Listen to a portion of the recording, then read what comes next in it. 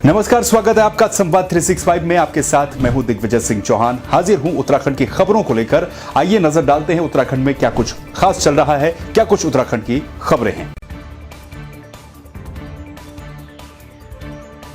नरेंद्रनगर क्षेत्र में कोरोना निरंतर बेकाबू होता जा रहा है। शहर के वार्ड नंबर 1 कुमारखेड़ा में कोरोना मरीजों की संख्या सैंपलिंग लेने के बाद बढ़ती जा रही है। शुक्रवार शाम को सैंपलिंग के बाद 9 और मरीज कोरोना पॉजिटिव निकले, जिससे कुमारखेड़ा में कुल मरीजों की संख्या 22 हो गई। यहां पहले से ही 13 मरीज कोरोना पॉजिटिव निकले थे, जिसके बाद कुमारखेड़ा को कंटेनमेंट जोन घोषित कर दिया गया था। कंटेनमेंट जोन बनाया है। वहाँ पर हमारे पुलिस प्रशासन, नगर पालिका के संयुक्त रूप से कार्य कर रहे हैं। सैनिटाइजर का, वैक्सीनेशन का, खाद्यान्न पहुँचाने का सभी कार्य सुचारू रूप से चल रहा है।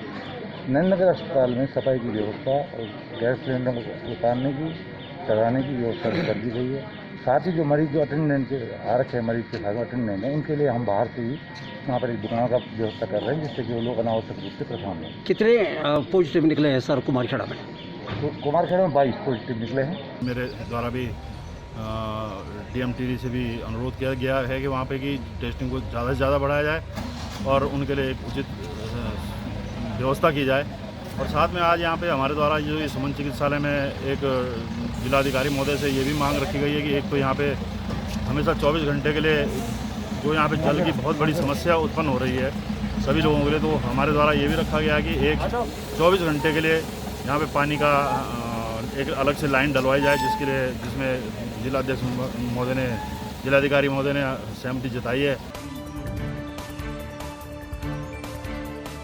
नरेंद्रनगर स्थित श्रीदेव सुमन राजकीय संयुक्त चिकित्सालय की ओर से दैनिक मेडिकल बुलेटिन की शुरुआत कर दी गई है। अस्पताल के CMS डॉक्टर नीरज राय के द्वारा मेडिकल बुलेटिन जारी किया गया, जिसमें बताया गया कि अस्पताल में 133 कोरोना मरीज भर्ती हैं। इनमें से 66 मरीज ऑक्सीजन के सपोर्ट पर रखे गए हैं। 20 मरीजों की स्थिति सीरियस है। 9 मरीज ज्यादा गंभीर स्थिति में हैं, जिनका ऑक्सीजन लेवल 85 से नीचे है, जबकि 38 संक्रमित मरीज नॉर्मल स्थिति में हैं। मरीज हैं ऑक्सीजन के सपोर्ट के साथ, उसमें 66 मरीज हैं। 20 मरीज गंभीर हैं और अति गंभीर 9 मरीज। इस कोरोना काल में कितने अब तक जो है मौत हो गई है सर इस वक्त के? इस वक्त तक अस्पताल के अंदर वो जो डेथ मरे हुई कंडीशन में आए थे, कुल मिला के 35 मरीज हैं। टिहरी में कोविड संक्रमण के बढ़ते मामलों के चलते लॉकडाउन का असर देखने को मिला। टिहरी में बाजारों और मुख्य चौराहों पर पुलिस तैनात रही। वहीं बेवजह घूमने वाले लोगों का चालान भी किया जा रहा है, लेकिन पुलिस के द्वारा डॉक्टर का पर्चा देखने के बाद ही उन्हें जाने दिया जा रहा है। टिहरी में कोरोना के बढ़ते मामलों और बदहाल स्वास्थ्य व्यवस्थाओं को देखते हुए पूर्व PCC चीफ किशोर उपाध्याय ने मुख्यमंत्री से इस्तीफे की मांग की। किशोर उपाध्याय ने अपनी मांग को लेकर नई टिहरी आवास पर उपवास और धरना भी दिया। किशोर उपाध्याय का कहना है कि कोविड कंट्रोल को लेकर सरकार के पास कोई प्लानिंग नहीं है और प्रदेश में स्वास्थ्य सुविधाओं का बुरा हाल है। यहाँ तो गाँव में जो है वो लोग जब कोई मर रहा है तो उसको जलाते रहे हैं। तो मेरे ख्याल से महाराष्ट्र के हम पूरे देश में सबसे पहले स्थान पर होंगे। हमारे लिए ये शर्म की बात है कि इसलिए ये सूबा बना है। तो हमारी सीधी मांग है कि अगर आपसे नहीं संभलता है, आप ऑक्सीजन की व्यवस्था नहीं कर सकते, दवाइयों की व्यवस्था नहीं कर सकते, आप ICU की व्यवस्था नहीं कर सकते, आप CCU की व्यवस्था नहीं कर सकते, मेडिकल, पैरामेडिकल और डॉक्टर्स हैं उनके जीवन की सुरक्षा नहीं कर सकते, तो आपको सत्ता में रहने का कोई अधिकार नहीं है।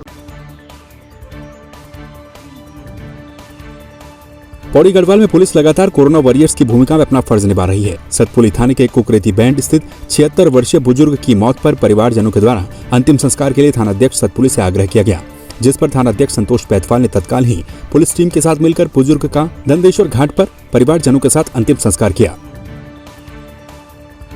मैं कस्बा सतपुली से एक बुजुर्ग की मृत्यु की सूचना उनके परिजनों द्वारा दी गई थी, जिसके अनुसार उन्होंने हमसे अपने पिताजी के अंतिम संस्कार के लिए मदद का आग्रह किया था, जिस पर हम लोग अपनी पुलिस टीम के साथ तत्काल मौके पर गए हैं, जहां पर हमने उनके मृत शरीर को उनके परिवारजनों के सहयोग से वहां से निकाला है और जो स्थानीय घाट जहां सतपुली में है, दंगलेश्वर घाट, वहां पे उनका अंतिम संस्कार हमारी पुलिस टीम के साथ किया गया है।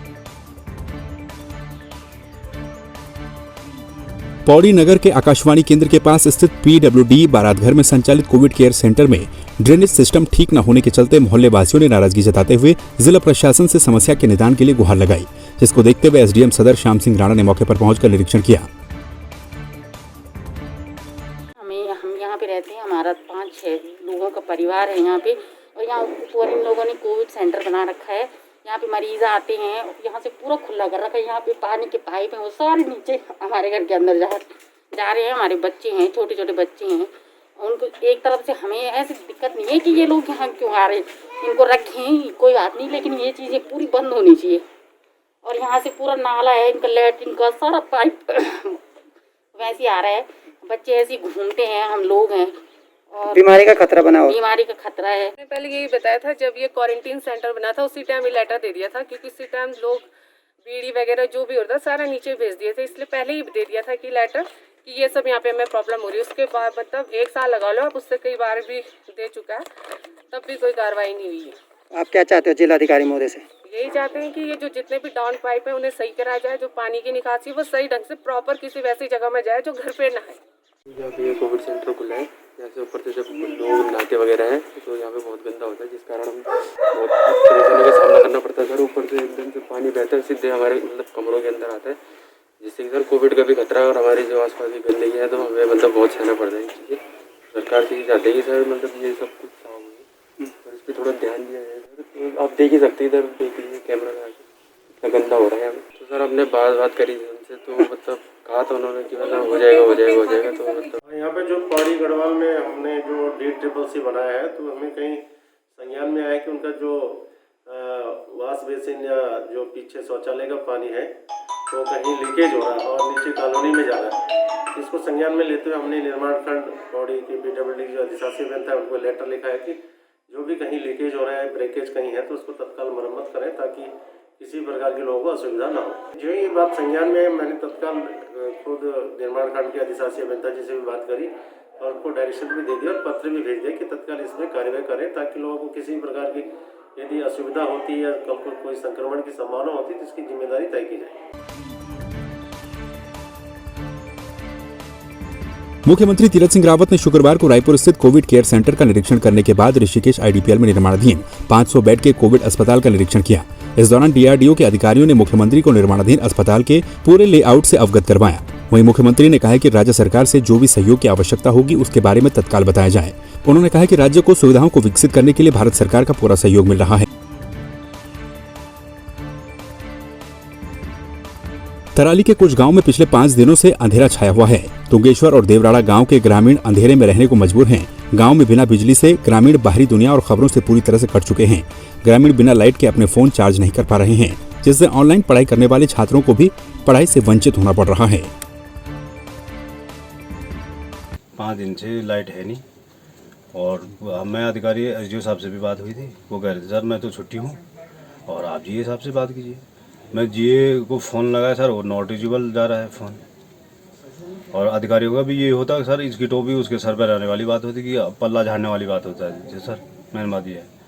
अब हमने इस बीच भी कई बार जो है कि कांटेक्ट करना चाहा, उनके किसी के नॉट रीचेबल, किसी को कुछ नहीं। व्यवस्थाएँ ऐसी बननी है कि जहाँ पे कोई चिल्ला रहा है तो वहाँ क्या है कि वो डोरी डाल करके व्यवस्थाएँ बना दे रहे हैं। ऐसा है कि 5 दिन से जो है ट्रांसफार्मर फूकने के कारण लाइट नहीं है, इससे हम लोगों को बड़ी असुविधा हो रही है। और हमारे जो है कि मोबाइल गिरफ्तार और ये दुकानों में काम करने के लिए शाम के टाइम बड़ी असुविधा का वो अंधेरा हो जा रहा है, जिससे हम अपनी दुकानों में अच्छी विभाग को आपको तो हमारे अध्यक्ष साहब ने शिकायत की थी और फ़ोन भी किया था उनको, तो उस वजह से कोई सुनवाई तक नहीं हुई। अभी 5 दिन हो गए, 5 दिन से कोई लाइट नहीं है। ये समस्या है और लाइट बिल्कुल नहीं है, जबकि आजकल बारिश का मौसम ज़्यादा हो रहा है और बरसात से भी दिक्कत हो रही है। और विभाग वालों से बात की तो वो कह रहे कि 2-3 दिन बाद आएगा और अभी भी कोई व्यवस्था नहीं कर पाए वो लोग। लाइट नहीं है तो ये विभाग वालों को पता होगा लाइट नहीं है कि इसका कारण क्या है। आप लोगों ने शिकायत दर्ज कराई? हमने शिकायत दर्ज की तो वो कह रहे कि ट्रांसफार्मर जला है